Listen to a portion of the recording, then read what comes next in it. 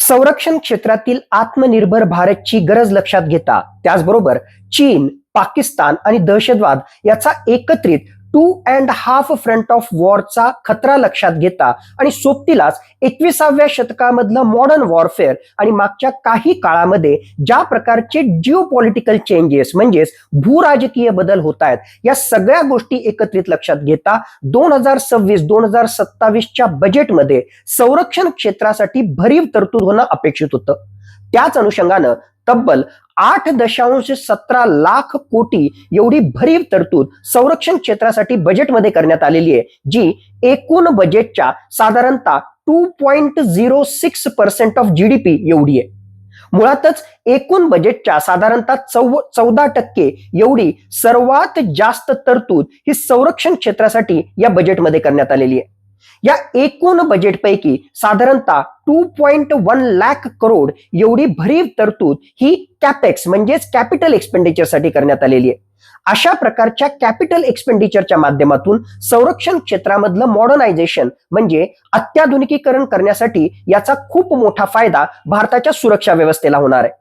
येणाऱ्या काळामध्ये वेगवेगळ्या प्रकारचे ड्रोन असो, अत्याधुनिक तंत्रज्ञान असो, नेव्हल प्लॅटफॉर्म असो, या अनुषंगानं भारतीय आर्म्ड फोर्सेसला मजबूत बनवण्याचं काम या भरीव तरतुदीमुळे होणार आहे. एका बाजूला मागच्या वर्षीच्या कंपॅरिझन मध्ये साधारणतः 6.81 लाख करोडच्या कंपॅरिझन मध्ये 8.17 लाख करोड एवढी भरीव तरतूद आपल्याला डिफेन्स सेक्टरसाठी बजेटमध्ये केलेली त्या ठिकाणी आढळते. आणि एवढंच नाही तर मागच्या वर्षीच्या 1.9% ऑफ जीडीपी जे डिफेन्स सेक्टरसाठी बाजूला ठेवण्यात आलं होतं त्याच्या कंपॅरिझन मध्ये 2.06% ऑफ जीडीपी एवढी अमाऊंट ही संरक्षण क्षेत्रासाठी बजेटमध्ये बाजूला त्या ठिकाणी ठेवण्यात आलेली आहे. मुळातच किती अमाऊंट त्यासाठी राखीव ठेवली याच्यापेक्षाही महत्वाचं येणाऱ्या काळामध्ये ही अमाऊंट कुठल्या गोष्टींसाठी खर्च होणार आहे यावर येणाऱ्या काळामध्ये भारताची सुरक्षा व्यवस्था ही निर्भरित त्या ठिकाणी राहणार आहे. साधारणतः 2.1 लाख करोड हे एक प्रकारे मॉडर्नायझेशन ऑफ आर्म्ड फोर्सेस म्हणजेच अत्याधुनिक तंत्रज्ञान हे आर्म्ड फोर्सेसला प्रदान करण्यासाठी वापरण्यात येणार आहे. एकूणच कॅपिटल एक्सपेंडिचरच्या साधारणतः 75% एवढी अमाऊंट ही आत्मनिर्भर भारतच्या पॉइंट ऑफ व्ह्यूने म्हणजेच एक प्रकारे ज्या डोमेस्टिक इंडस्ट्रीज आहेत, घरगुती वेगवेगळ्या प्रकारच्या कंपन्या आहेत, त्या कंपन्यांना बूस्ट देण्यासाठी संरक्षण क्षेत्रामध्ये वापरण्यात येणार आहे. म्हणजेच एका बाजूला आत्मनिर्भर भारतची गरज असताना आणि दुसऱ्या बाजूला अत्याधुनिक अशा तंत्रज्ञानाची गरज असताना साधारणतः 2.1 लाख करोड रुपीज एवढं वर्ष 2026-2027 या वर्षामध्ये भारताच्या संरक्षण क्षेत्रासाठी खर्च करण्यात येणार आहे.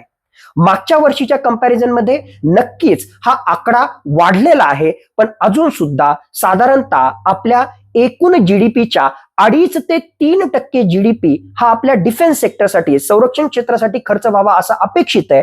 मागच्या साधारणतः 1.9% ऑफ जीडीपी पासून 2.06% ऑफ जीडीपी पर्यंत डिफेन्स सेक्टरला अलोकेशन झालेलं आहे. ही जमेची बाजू आहे, पण हा आकडा येणाऱ्या काळामध्ये आणखीन वाढणं अपेक्षित आहे. आणि त्याहून महत्वाचं मॉडर्नायझेशनसाठी त्याचबरोबर आत्मनिर्भर भारतसाठी भरीव तरतूद होणं हे आणखीन त्याहून महत्वाचं आहे. डिफेन्स सेक्टरच्या या इन्व्हेस्टमेंटच्या सोबतच किंवा या अलोकेशनच्या सोबतच रेअर अर्थ एलिमेंटशी संबंधित असेल, त्याचबरोबर सेमी कंडक्टर सेक्टरशी संबंधित सुद्धा भरीव तरतूद या बजेटमध्ये केलेली आहे, जेणेकरून भविष्यामध्ये आपल्या आर्म्ड फोर्सेसच्या त्याचबरोबर संरक्षण क्षेत्राच्या क्रिटिकल आणि इमर्जिंग टेक्नॉलॉजीसाठी हातभार लागू शकेल. एकूणच पाहता या बजेटमध्ये डिफेन्स सेक्टरसाठी वाढीव तरतूद त्या ठिकाणी करण्यात आलेली आहे, पण ही वाढीव तरतूद जर आणखीन मोठ्या प्रमाणामध्ये वाढली असती तर भारताच्या आर्म्ड फोर्सेसला मजबूत करण्यासाठी आणि येणाऱ्या काळामध्ये जे वेगवेगळ्या प्रकारचे धोके भारताच्या सुरक्षा व्यवस्थेसमोर आहेत त्याचा मुकाबला करण्यासाठी भारत आणखीन सक्षम झाला असतं. योग्य मार्गावर अशा प्रकारची डिफेन्स सेक्टरसाठी तरतूद या बजेटमध्ये पाहायला मिळते, पण हा आकडा जर आणखीन जास्त असला असता तर भारताच्या आर्म्ड फोर्सेसला मॉडर्नाइज करण्यासाठी त्यांचं अत्याधुनिकीकरण करण्यासाठी ती आणखीन एक जमेची बाजू ठरली असती.